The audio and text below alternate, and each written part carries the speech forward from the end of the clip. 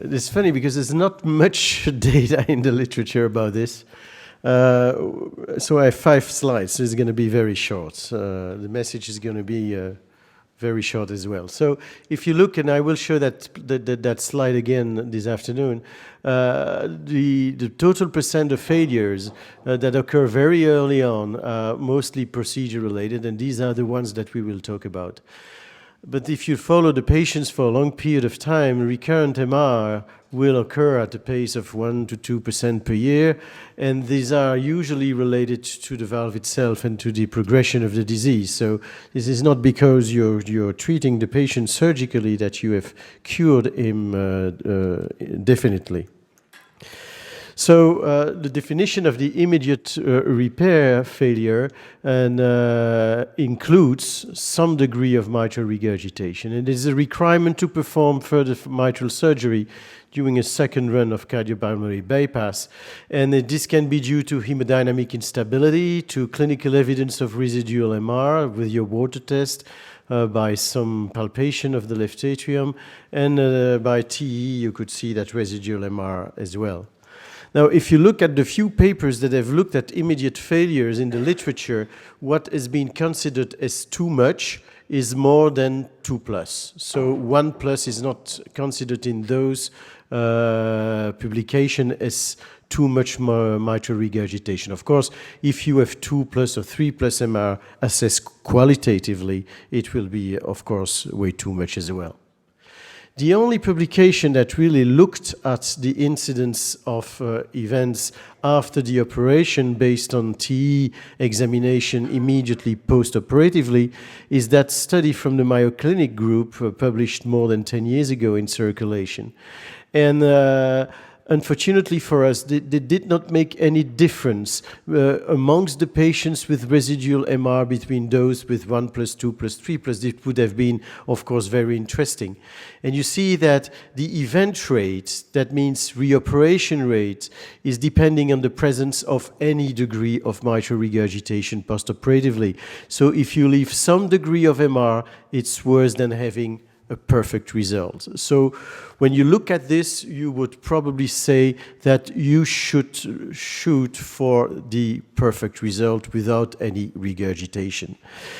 I think nonetheless that probably some regurgitations can be left behind, and this brings us to the mechanism of the regurgitation after the operation. This is Dr. Agricola. This is already 10 years ago, and it looked at residual mitral regurgitation after quadrangulaar resection, so the classical P2 treatment, and looked at what were the causes of these residual regurgitation. You see that about 20% of the patient have a residual prolapse.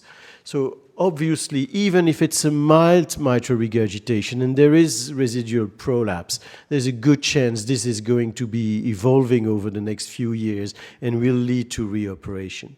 You also see that there are about 10% of patients that have LVOT obstruction that leads to mitral regurgitation. If that LVOT obstruction is present and is not taken care of course you will have a high risk of reoperations. So you have already 1/3 of the patients in whom there is insufficient surgery that has been performed, or there is a complication from rear surgery that needs to be addressed. So these ones should probably not be left behind. There's about 5 to 10% of the patients that have LV dysfunction postoperatively, and of course those ones have another cause of mitral regurgitation, and usually this LV dysfunction will improve over time, so maybe those ones are the ones that you should not go back for. There's still some patients with annular dilatation. There's still already some suture dehiscence, and then you see that for the posterior prolapses, there is some interscallop malcoaptation.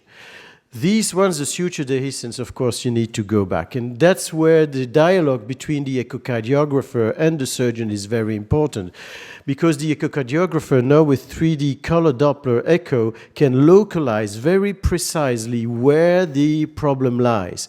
He may not be able to identify the exact mechanism because the suture lines, the changes in the geometry of the valve may make things complicated, but the surgeon knows what he has done. he knows what he has left behind. And there is one case, I don't have the example with me, unfortunately, in which we saw that there was a regurgitation at a very level where the surgeon took one cord to put it at the other place on it made a caudal transfer, and that area was not supported anymore, and that's where the leak was occurring. And of course, by exactly showing the place where the leak was occurring and discussing with the surgeon, he knows immediately that he had to do something and where he had to do something.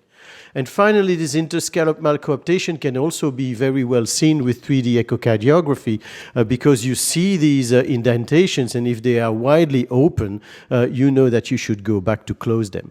So I think that you should shoot for the perfect result, but if you have imperfect results, understanding the mechanism by which the regurgitation occurs is very important to make the final decision in whether or not you will go back.